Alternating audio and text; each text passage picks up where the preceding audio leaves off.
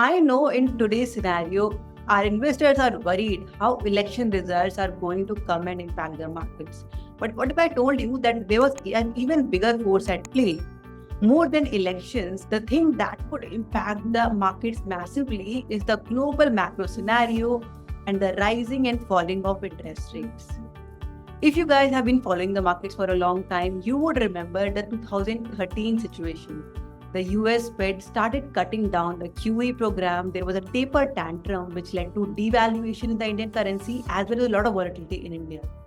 Similarly, closer to now, 2022, if you look at that year, saw a lot of volatility, a sideways market because the US Fed was again on the interest rate hike journey. So obviously, interest rates end up having a massive impact on the market.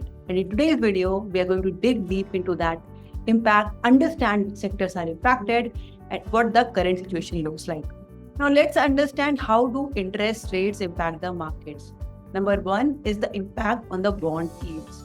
When the interest rates are high, the bond prices also increase. As the newer bonds get a higher valuation, equities become less attractive, and many institutional investors would end up selling their equity portfolio to buy bonds. So high interest rates have a negative impact on equities. On the other hand, when the rates are cut, bonds become less attractive. People jump to equities instead of bonds to get higher returns. So a lower interest rate ends up being positive for the equity. The second impact that happens due to interest rates is on the stock valuations. A very simple way to value stocks is using the discounted cash flow, which means we are creating the present value of future cash flows to value a company. Now, if the interest rates are high, you are discounting the cash flow at a higher rate. What that means is that the present value the company becomes lower because rates are higher. On the other hand, when rates are cut, you won't be seeing more value because the discounting factor has been cut. So automatically, a lower interest rates means higher value towards equities. Along with these economic rationales, there is also a big hit on investor sentiments based on interest rates. When rates are high, credit becomes expensive, right? Which is expensive to borrow money. Similarly, there is lower liquidity in the market and people become a little bit risk averse and sentiment gets hit. On the other hand, when the rates are cut, people take more risk. It's easier to borrow money, and that leads to more money flowing into risky assets like equities. In essence, what that means is that a higher interest rate ends up being negative for the equity market, whereas a lower interest rate is seen as a positive for the market. But that is the economic rationale. Markets sort of move on expectations, and even before rates are cut, markets could start seeing a positive bias in just with the expectation of the future rate. So having understood the economics of rates impacting the markets, let's try to understand the current macroeconomic scenario. We will look at some of the major markets in the world and their economic scenarios to understand what's happening right now. See, the biggest market that has the most profound impact on the financial markets is the US market, right? In the US, there is a unique situation going on. Inflation rose very high in the US because of the quantitative easing measures that the US took during the 2020 crash and the COVID crisis.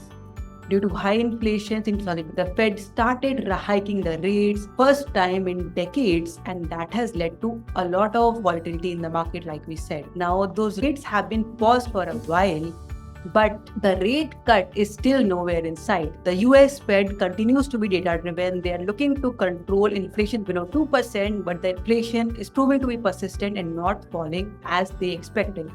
So the rate hikes in the US could be delayed by a few months, but people were expecting rate cuts to come in March and then June. Now those expectations have moved even further to September and October. And even with the delayed rates, we are seeing the growth fall down in the US market.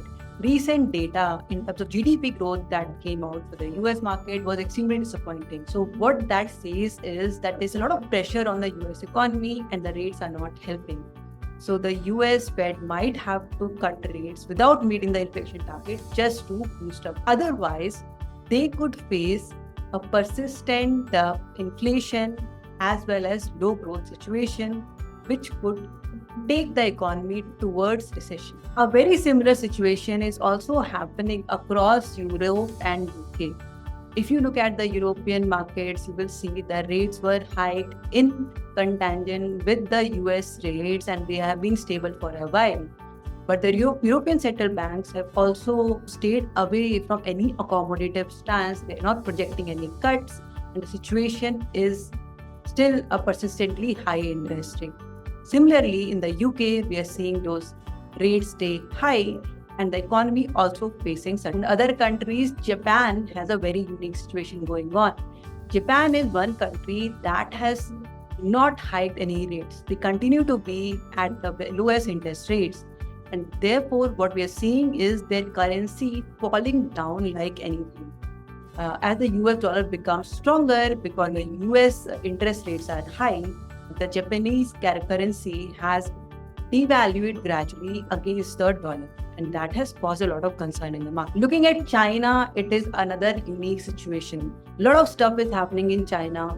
We are seeing China suddenly buying a lot of commodities, stockpiling on iron ore, gold, and other precious metals with an incentive maybe to boost the economy or having some other geopolitical goal in mind. That's causing a big impact on the Chinese economy as well as the metal market, and it might in fact end up projecting that China might devalue the currency again to boost their export. Now let's talk about India's macroeconomic situation. If you follow the RBI policy like I do, you would see that the RBI also is not becoming accommodative anytime soon. They are watching the global scenario. They expect pressure coming from the global market to India, and therefore they would keep our situation also quite tight. The inflation in India has eased down a little bit. It is within the RBI's comfort zone, but the RBI persistently wants to keep the inflation low. Things like the rising commodity prices, rising crude prices, as well as pressure from the global economy could have a bigger impact on inflation again in India, and RBI is being aware of that situation. In terms of GDP growth, India continues to be the bright spot in the world. Everybody is re-rating India's growth to be higher, right? It's a positive thing for India, but we are going to see some moderation in growth in comparison to the last year. If you watch the budget, then you would also know that there was a lot of thought given to the current account, this deficit, the fiscal situation in the budget. So the government also continues to be very tightly following the monetary policy, making sure that we are not overspending. Our exports are matching up with the imports so that if there is any pressure in the global economy, that does not end up having a bigger impact on India. So while there is a bright spot of growth for the India market, the RBI and the government continue to be very cautious about any global pressures. Now, having understood the economics of the global macros, situation in various countries, and the impact that they could have on various sectors, let's try to do a quick overview of the current macro scenario. The current macro scenario is in fact quite tricky. See, definitely India is seeing this strong growth and we are expecting rate cuts to happen somewhere in the future. The global situation could become worrisome, right? Rate cuts are being expected, the Fed is managing that situation. But if the rate cuts are delayed a lot, that could lead to a lot of pressure in the global economy, which could bring the global markets into a recessionary zone, which could have a negative impact on the markets also.